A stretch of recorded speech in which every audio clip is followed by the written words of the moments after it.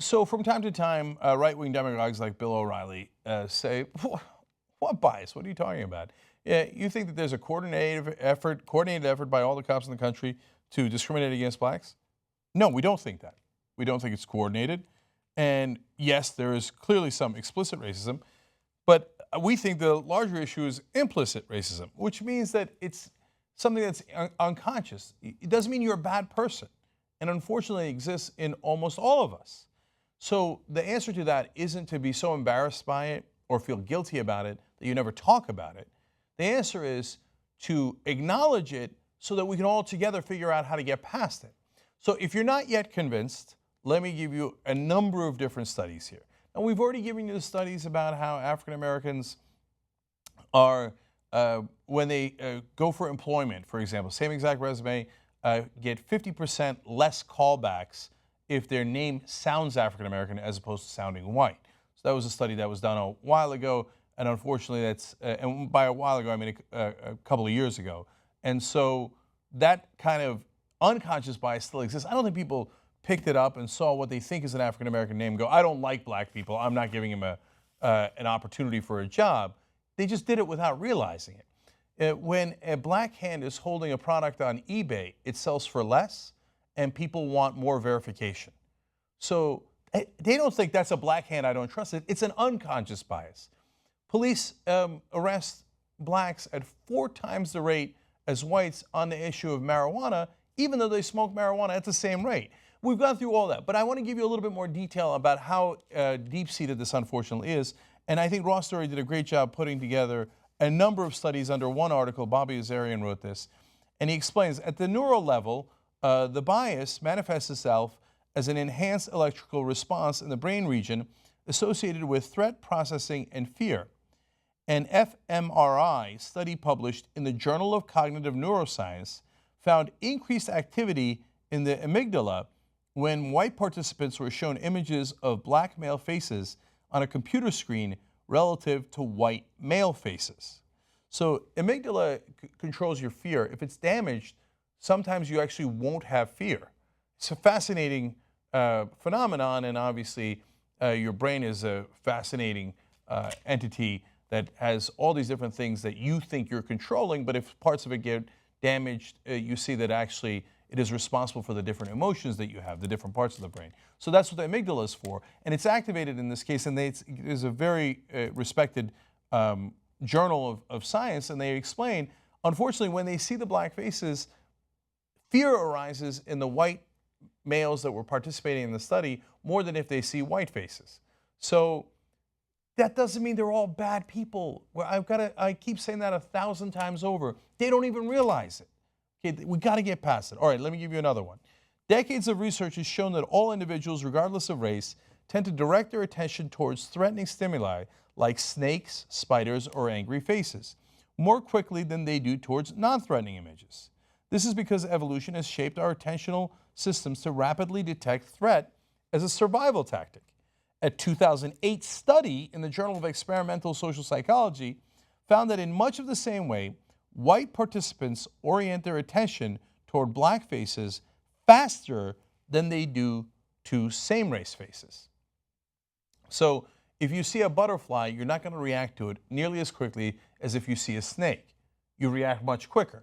Now, unfortunately, in our society with the embedded bias, white folks, and these studies happen to be with white participants, but I've also seen this actually with participants in all races, will react quicker to a blackface because that's how we've been conditioned.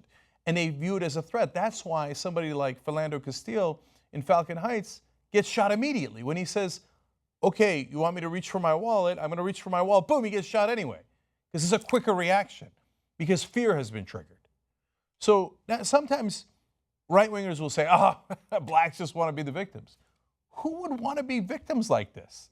Who would want their own face to trigger a hostile and fearful reaction in others? Nobody would want that. I'm almost reluctant to give you these studies because they're so depressing. But we've got to put a light on it, otherwise we'll never fix it. Okay, here's another one. This effect occurred even in those who reported no racist beliefs. Additionally, since the faces were only presented for 30 milliseconds in this study, it is unlikely that the race-related attention bias is a conscious phenomenon. So that's what I've been trying to tell you guys for a long, long time. And it's not like they asked people, are you racist? And some said yes and some said no. They test whether they have explicit racist feelings and ideas through other means. And once people who tested with no racist beliefs, so it's not like they just told a study, they tested as having no racist beliefs. Even they have unconscious biases that happen so quickly they don't even realize it. Unfortunately, in today's America, some of those biases wind up getting black people killed because a cop reacts so quickly. Tamir Rice, shot and killed in 2 seconds. Fear, fear, fear. We've got to get past that. All right, another study. At the behavioral level, the racial bias is revealed by the fact that non-black participants are faster at categorizing negative words when they follow pictures of black faces relative to white faces. This type of experiment is known as the implicit association test, and it has been used to demonstrate implicit racial biases so many times that the existence of the general effect is not even disputed among psychologists.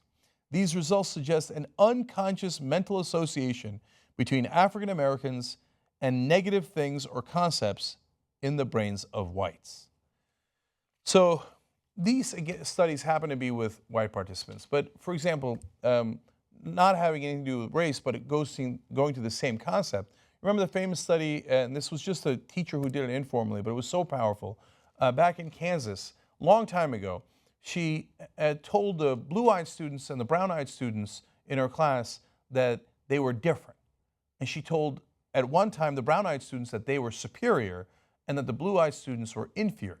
Not only did the brown-eyed students immediately feel that they, in fact, were superior, their test scores went up. But what was amazing is that the blue-eyed students felt that they were inferior and their test scores went down. And they started to react to each other in a way that the teacher had taught them, even though it was such a brief thing that she did. She, by the way, then later flipped it, and it worked again. Then the brown students' test scores, the blue-eyed students felt superior and their test scores went up. Brown-eyed students had their test scores go down. So we all internalize these biases that we are taught. But we've got to, one, stop teaching those biases, two, recognize it, so three, that we can combat it and finally be done with it so that we're all equal. Okay, JR's in the studio, so I'll ask him here. How preposterous is it, JR, when they say that you, like they make it seem like you want these biases, like that somehow it gives you an advantage? Well, there's always a pattern. I always thought with stuff like this, even with gay rights. So they're saying, oh, we choose it. So why would someone choose to be in the position that now you're in where there's so much hate and even murder towards them? So someone who isn't in the position would say, yeah, I just feel like doing it. Or if there's actually no violence towards someone, they'd put it out there and just say, I'm getting all this violence. How many black folks do you know, after they've said, I've been the victim of this many things, police brutality, just general public in general coming after me, get something for it? They're millionaires, someone pays them. Yeah, what do they get for it? Sometimes they get shot for it. I don't understand this. So there's no basis behind it, but it's another empty argument that doesn't get challenged, honestly. I think that some right-wingers like being victims. You know, maybe, now I'm going to get into wild speculation here, but maybe it comes from Christianity, where the hero is a victim that is, beaten, tortured, and crucified. And so they view victimology like, they project it, but in reality, they want to be the victims. That's why they turn around and say things like, there's a war on Christmas. Oh my God, we are the aggrieved white people of America and the aggrieved Christians of America.